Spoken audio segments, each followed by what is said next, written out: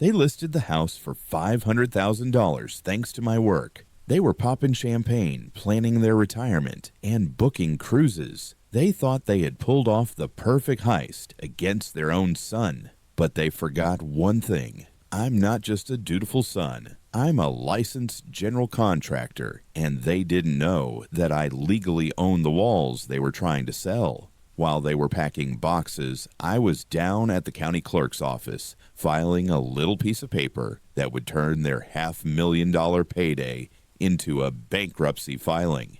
It started with a funeral. My grandmother passed away, leaving behind a house that was less of a home and more of a biological hazard. It was a 1970s ranch style, infested with black mold, with a roof that had more holes than Swiss cheese. The smell? Imagine wet cardboard and dead mice. That was the smell of my inheritance. My parents, Greg and Linda, sat me down at the kitchen table. They looked stressed. They were drowning in credit card debt. Again, they couldn't afford to fix the place, but they couldn't sell it in that condition either. It would have been condemned. "We have a proposition," my dad said, sliding a set of keys across the table. "You're a contractor. You know how to fix this. If you renovate the house, make it livable, bring it up to code, we will sign the deed over to you. It'll be your first home, a nest egg." I was 26. I had been working construction since I was 18. I had savings, but not enough for a down payment in this market. This felt like a golden ticket. Sweat equity for a freehold property? It was the American dream. "I'll do it," I said, "but I need it in writing." My mom laughed, patting my hand. "Oh, honey, don't be so formal. We're family.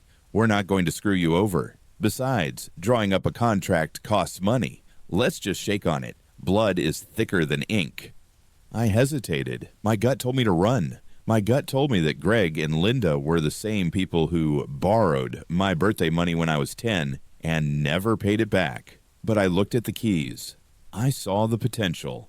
I saw a future where I wasn't paying rent to a slumlord. I shook my father's hand.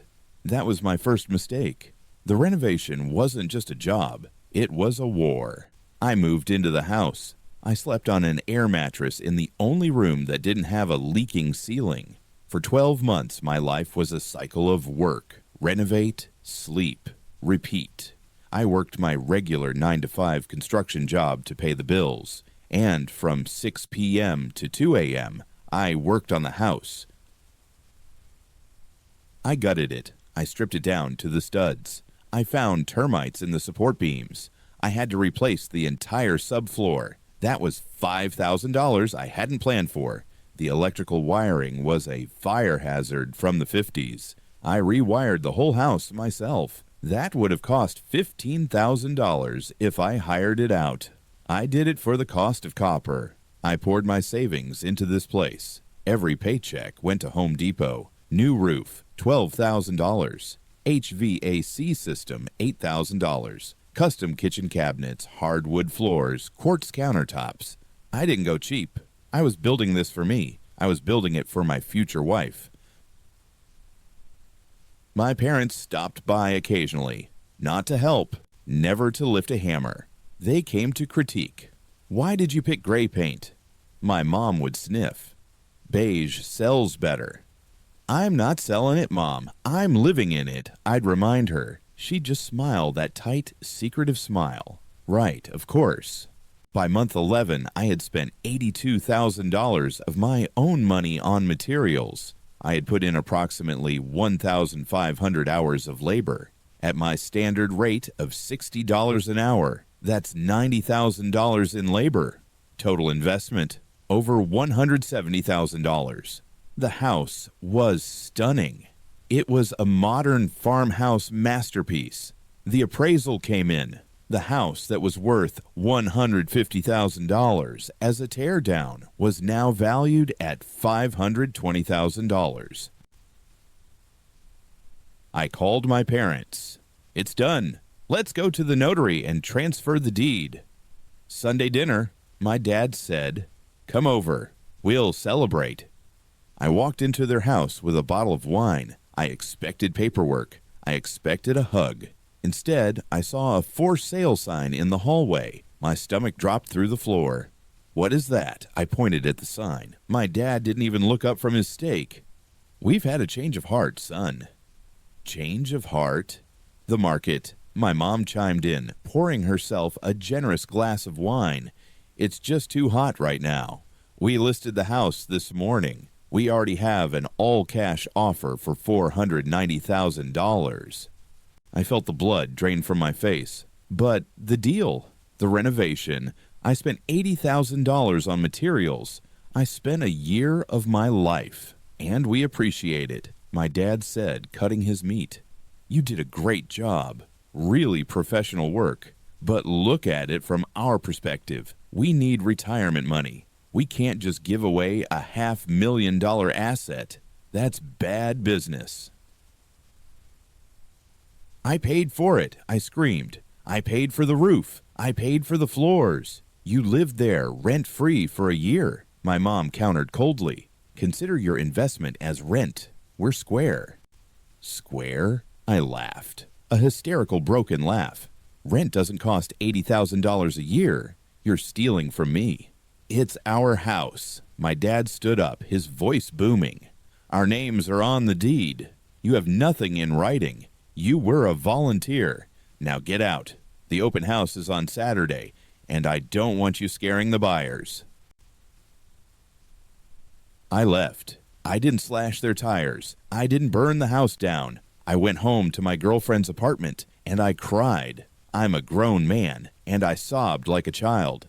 I felt stupid. I felt used. I had lost my savings, my time, and my trust in the two people who were supposed to protect me. But around 3 a.m., as I was staring at the ceiling, I remembered something. I remembered a class I took for my contractor's license, a boring 3-hour lecture on contract law and liens. My parents were right about one thing. I didn't have a contract for the sale of the house, but I did have receipts. And in the eyes of the law, I wasn't just a son. I was a contractor who had performed $170,000 worth of work and hadn't been paid. Here's what most people don't know about construction law. If you work on a property, fix a roof, install plumbing, paint a wall, and the owner doesn't pay you, you can file a mechanic's lien. A lien is a legal claim against a property. It's a giant red stamp on the title that says, "This house owes money." You cannot sell a house with a lien on it. No title company will insure it. No bank will finance it. It freezes the asset dead in the water.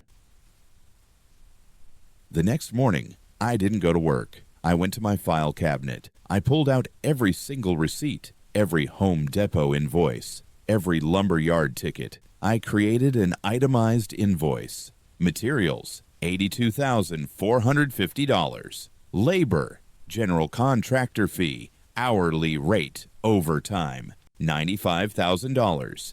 Interest, 5%. Total due, $177,450. I drove to the county clerk's office. I filled out the notice of intent to lien. I attached the invoice. I attached the before and after photos. The clerk stamped it. Thump. That sound was better than music. It was the sound of a trap snapping shut. I waited. I let them hold the open house. I heard from a neighbor that it was packed. I let them accept the offer. My mom texted me. "Sold. Closing in 30 days. Maybe we'll buy you a nice dinner with the profits." I didn't reply. 3 days before the closing date, the bomb dropped. The title company ran their final search. They found the lien. They called the buyers. The buyers called their bank. The bank pulled the funding immediately. My phone rang. It was my dad. "What did you do?" He screamed. "The title officer says there's a lien. They can't close. You're blocking the sale." "I'm just following the law, Dad," I said calmly. "I performed a service. I haven't been paid. Once you pay the invoice of $177,000, I'll remove the lien. Until then, that house isn't going anywhere." "We don't have $177,000, he shrieked. "We spent the advance. We put a deposit on a condo in Florida. If this sale doesn't go through, we lose the deposit. We lose everything." "Sounds like bad business," I replied, using his own words. "You should have gotten it in writing." They tried to sue me. They hired a lawyer to fight the lien. But here's the beauty of it. I had the receipts. I had timestamps on the photos. I had neighbors who testified that they saw me working on the house every day for a year. The judge looked at my parents, two people trying to defraud their son after he increased their property value by $300,000, and laughed them out of court. The lien stayed. The buyers walked away. They sued my parents for non-disclosure and breach of contract. My parents' bridge loan, the money they borrowed to pay for their Florida condo deposit, came due. They couldn't pay it without the house sale money. The interest rate skyrocketed. They were drowning. 6 months later, the house went into foreclosure. The bank seized it. My parents filed for Chapter 7 bankruptcy. They lost the Florida condo. They lost their cars. They moved into a rented basement apartment. Ironically, much worse than the one I lived in. But the story doesn't end there. When a house goes to foreclosure auction, it's usually sold for cash. I had saved my money. I had the $80,000 I would have spent on legal fees if I hadn't represented myself. And I brought in a partner, an investor friend who knew the quality of my work. We went to the courthouse steps. The auctioneer started the bidding.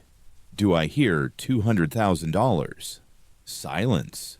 Nobody wanted to touch the house because, technically, the lien was still a cloud that scared off amateurs. But as the lien holder, I could release it for myself. I raised my hand. Sold. I bought the house back for $210,000. The house I built. The house I sweated for. I live there now. My wife and I just finished painting the nursery. Sometimes my parents drive by. They slow down and look at the house they tried to steal. They look at the garden they thought would fund their cruises. They aren't invited inside. We have a strict no trespassing policy. After all, this is private property, and I have the deed and the receipts to prove it.